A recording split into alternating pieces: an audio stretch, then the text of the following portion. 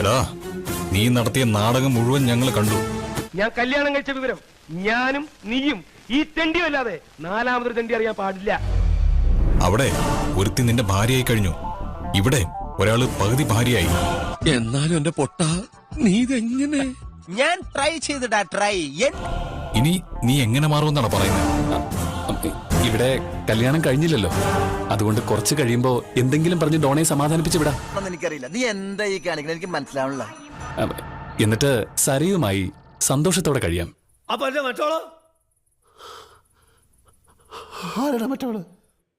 അപ്പോ നീ ഇതിനു മുമ്പ് കല്യാണം കഴിച്ച പെൺകുട്ടികളോ? ചുമ്മാ പോകുന്ന ഒരു പെണ്ണുമ്പിള്ളം വെറുതെ വിടരുത് കേട്ടോ.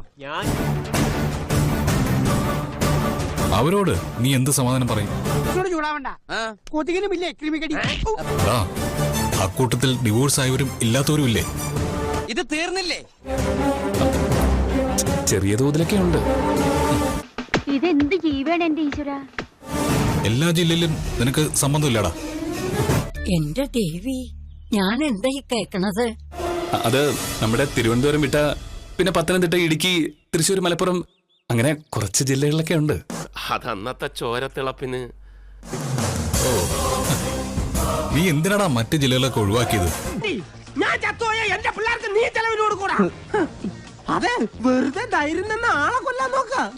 എല്ലാ ജില്ലകൾക്കും ആഗ്രഹം കാണില്ലേ ആ ജില്ലകളിൽ നിന്നൊക്കെ നീ പെണ്ണ് കെട്ടണമെന്ന്? എന്റെ വീട്ടിൽ മാത്രമല്ല, നിന്നെ കൊടകി ഏരിയ പോലും കണ്ടുപോരുത്. കളിയാക്കാതെ കിരണേ. കളിയാക്കല്ല, നിന്റെ കാരണം നോക്കി ഒന്ന് തരിക ചെയ്യേണ്ടത്. ഞാൻ ആരാന്ന് നിനക്കറിയില്ല. നിനക്കും അറിയില്ല.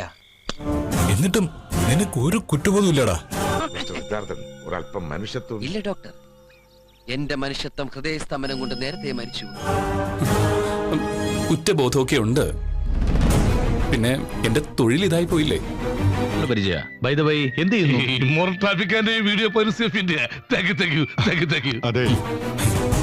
കല്യാണ ഉണ്ണിയെന്ന് കേട്ടിട്ടേ ഉള്ളൂ.